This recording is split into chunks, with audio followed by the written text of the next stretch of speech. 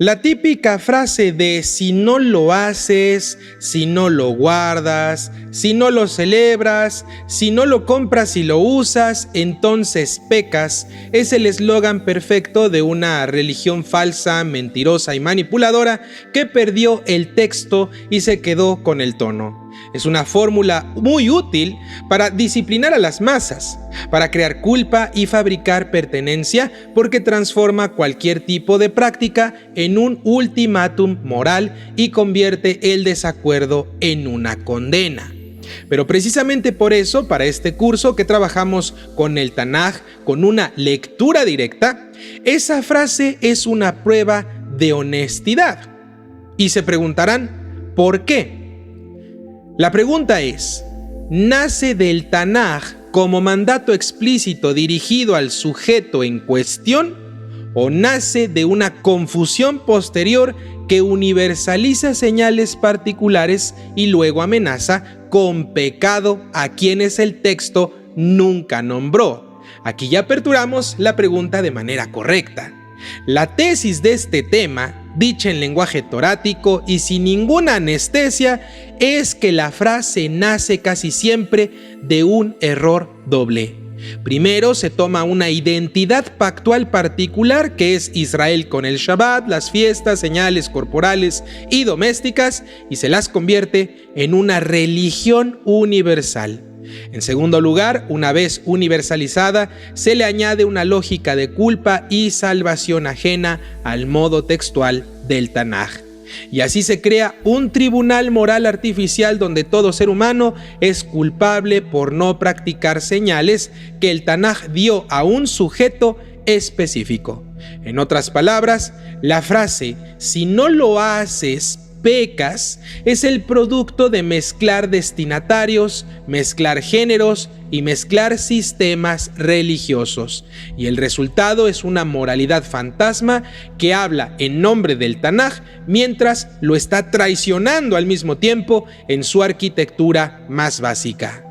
Hashem sí manda cosas distintas, pero también manda a sujetos distintos en pactos distintos. Ir en contra de esto es no solamente traicionar al Tanaj, es traicionar a Hashem mismo.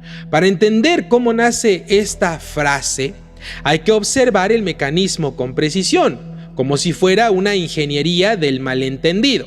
El Tanaj, cuando legisla, suele ser claro sobre a quién habla, porque así lo hemos visto a lo largo de estas clases. Benei Israel, Kahal, la congregación, los Kohanim, Melech, el Ger, el Nohri, y a veces en contextos como los del pacto de Benei Noyaj, habla con Koil Basar para toda carne. Ese sujeto, ese uso de los sujetos específicos, no es un detalle pintoresco.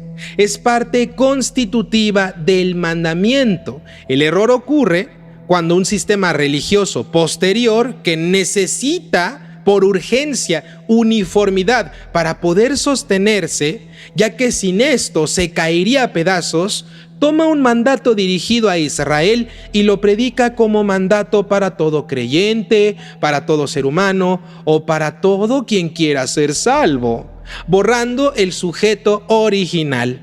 Una vez borrado el sujeto original, el mandamiento deja de ser una señal de pacto y entonces se vuelve en una regla universal de moralidad para estos sistemas religiosos manipuladores. Y entonces, por coherencia interna, aparece la amenaza. Si es una moral universal y tú no lo haces, entonces estás pecando, dicen, se llenan la boca estas personas ignorantes. La frase no surge del Tanaj, surge de la universalización indebida que hacen estas personas. Este mecanismo es visible con claridad en los ejemplos de este módulo.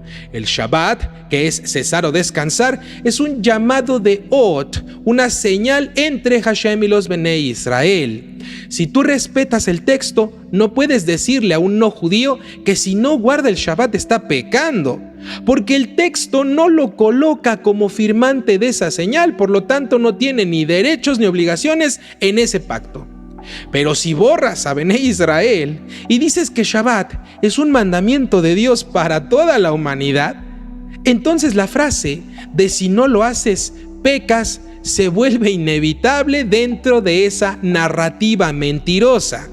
Lo mismo pasa con Pesaj. La Torá lo ancla a porque con mano fuerte te sacó Hashem de Egipto, y lo prescribe como memorial para ustedes por las generaciones, y el ustedes está anclado en Israel. Si tú borras el para ustedes, Pesaj se vuelve cualquier fiesta universal, queridos alumnos. Se vuelve como un 5 de mayo en México, y entonces quien no la celebra es acusado de pecado. Lo mismo pasa con los tefilín, los tzitzit y las metzutzot. El texto los da como dispositivos de memoria del éxodo y de mandamientos dados a Israel. Si los convierten en señales universales de fe, entonces quien no se los pone como accesorios o como disfraz de manera universal estaría pecando. Y lo mismo con un Brit Milá. En el Sefer Bereshit, capítulo 17, es una señal de pacto con Abraham Avinu y su descendencia. Pero si lo convertimos en una obligación universal, entonces quien no se circuncida estará pecando. ¿Se dan cuenta de la absurdez? La frase nace entonces de la amputación del destinatario. Pero la confusión no es solo de destinatario, también es de género textual y también de categorías. El Tanaj distingue entre, primero, mandatos legales explícitos de harás y no harás. Número 2, normas casuísticas, si X entonces Y. Número 3, narrativa de relatos. Número 4, poesía y sabiduría, como por ejemplo Mishlei y Yov. Número 5, profecía hablando de exhortación y denuncias. La cultura religiosa posterior, ya sea el catolicismo, el cristianismo y actualmente el mesianismo, cuando quiere ponerse a fabricar obligaciones, suelen tomar exhortaciones o virtudes y convertirlas en leyes penales. Por ejemplo, con Job dice que hizo pacto con sus ojos para no fijar mirada con intención. Eso es una virtud personal, no una legislación universal con sanción.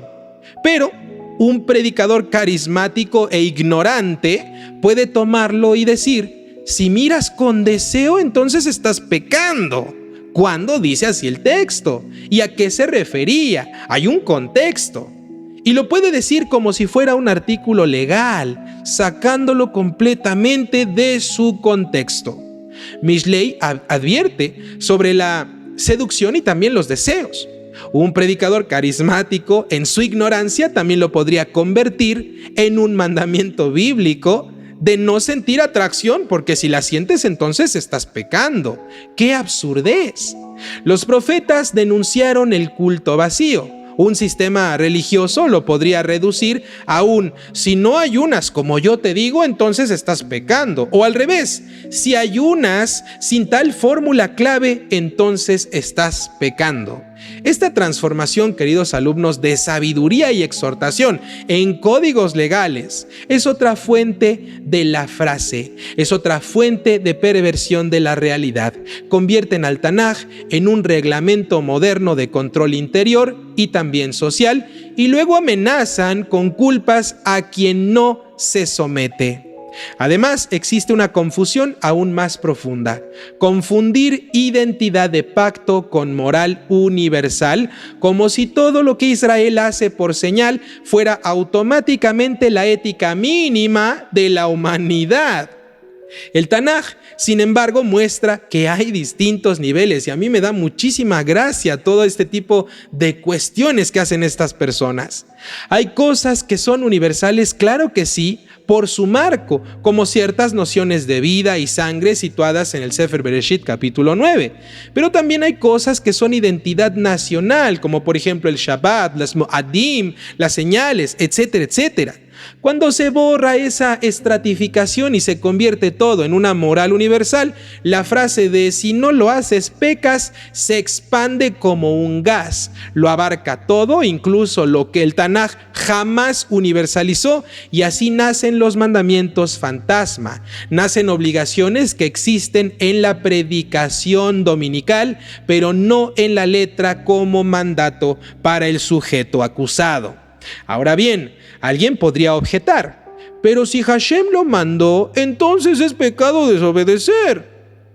Y esta objeción es correcta, pero solo es correcta si se mantiene la parte que la catequesis omite. ¿A quién se lo mandó, querido amigo, que dice esto? Porque la desobediencia solo se define respecto del mandamiento recibido con un sujeto. El Tanaj no llama pecado a quien no recibió el mandato. Llama pecado a Israel cuando Israel rompe el Brit sinaítico, y llama pecado a individuos y naciones cuando violan los principios que el Tanaj presenta como universales o como normas morales claras. Por ejemplo, la violencia, la opresión, la idolatría y la injusticia.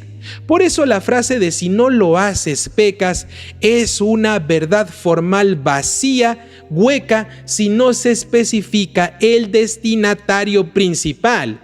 Es como decir: si no cumples el contrato, incumples. Ok, sí, está bien, pero ¿qué firmaste?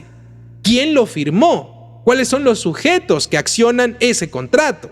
La catequesis posterior actúa como si todos hubieran firmado el contrato en el Sinaí, cuando no es así. El Tanaj no presenta eso. El Tanaj presenta pactos distintos con sujetos distintos. Brit con Noach, Brit con Abraham Avinu, Brit con Israel. Cuando se mezcla todo, nace la culpa universal artificial. También hay un componente sociopolítico en el nacimiento de esta frase, debo decirlo: la necesidad de crear homogeneidad en la población, en el mundo. Una comunidad religiosa posterior, si quiere consolidar identidad, necesita entonces señales visibles. Si quiere expandirse, porque al expandirse genera dinerito, necesita declarar que esas señales son universales. Y si quiere disciplinar, necesita echar culpas para que la gente así se mantenga dentro, no se quiera ir cuando abran los ojos. Así, lo que en la Torá es ot, es señal de un pueblo en específico, se convierte en una prueba de pertenencia universal, y la falta de esa prueba se etiqueta como pecado. Es un mecanismo de control más que un mecanismo de lectura y santidad. El Tanaj, por el contrario, hace algo más sutil: construye una identidad sin la necesidad de convertirla en un arma contra los demás. La Torá manda a Israel ser un Am Kadosh, un pueblo santo, y ser separado. Pero esa separación es responsabilidad interna, no una herramienta para condenar a las naciones por no vivir las señales que no recibieron. Y hay una dimensión psicológica que explica por qué la frase es tan atractiva. Reduce la complejidad moral a un checklist. Es más fácil decir que si no guardas Shabbat pecas que entrar al peso profético de Mishpat, de justicia, de cuidar al huérfano y a la viuda, de no oprimir al ger, de no robar en las balanzas, de no derramar la sangre y de cumplir las cosas como son, con todo el peso que implica y la educación que se necesita, la preparación para poder guardar una mitzvah. La moralidad de señales es mucho más fácil y sencilla de fiscalizar que la moralidad del corazón y de la justicia social. Por eso la frase "si no lo haces pecas" suele enfocarse en rituales visibles, como por ejemplo la dieta. Dicen: yo guardo el kashrut, pero ¿de qué te sirve si no eres parte del pacto? Yo guardo ciertos días, yo tengo signos corporales, tengo el Brit Milá, ¿y de qué te sirve? Los profetas ya denunciaron esta tendencia.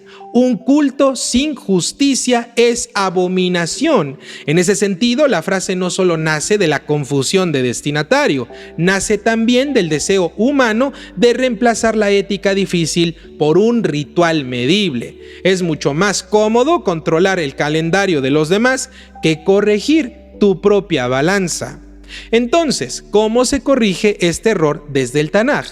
No con el relativismo, sino con la precisión. Primero, cada vez que alguien diga "si no lo haces, pecas", exige el pasuk y exige el sujeto. ¿Dónde está el no harás o el harás y a quién se le está hablando? Segundo, distingue señal de pacto de moral universal. Shabbat es ot con Israel. Pesach es memorial del éxodo para Israel. Tzitzit es habla a los hijos de Israel. Brit Milá es tú y tu descendencia. Tercero, distingue ley de sabiduría y de narrativa. No conviertas proverbios en artículos penales. En cuarto lugar, recuerda el equilibrio profético. Ningún ritual sustituye mishpat. Si una comunidad se obsesiona con imponer señales a no judíos mientras tolera la injusticia, está replicando el fraude que los profetas ya condenaron y está diciéndote que lo que haces es una abominación. La frase "si no lo haces pecas" puede ser verdad parcial o puede ser manipulación. Todo depende de si está anclada al texto con un destinatario real. Cuando se usa sin destinatario, es magia verbal. Crea culpas donde el Tanaj nunca las creó. Cuando se usa con destinatario, se está hablando de pacto. Israel, si peca, al romper las señales que el Tanaj le dio como identidad, tendrá sus consecuencias y ahí se puede aplicar esta frase. Porque si Israel no guarda lo que se le dijo, entonces sí estará pecando. La diferencia es enorme y es la diferencia entre Torá y catequesis, entre Torá y simples palabrerías de mesiánicos, porque la Torá no necesita amenazas universales para ser sagrada. Su santidad ya está en su precisión. Manda a quien tiene que mandar y exige a quien firmó el contrato. Y en esa precisión hay una misericordia que la religión imperial pierde. La misericordia de no cargar al mundo con mandamientos que no le fueron dados, cargas que jamás deben cumplir. Y la misericordia también de obligar a Israel a no andar reemplazando su justicia con señales nada más. Si el Tanaj es leído con fidelidad, la culpa va a dejar de ser un arma y va a volver a ser lo que debe ser: conciencia real solo donde hay un pacto real. Y cuando eso sucede, el texto te va a dejar de oprimir y va a comenzar a iluminar tu vida realmente, porque ya no habla para dominar a los demás, sino para formar al sujeto que el propio Tanaj nombró.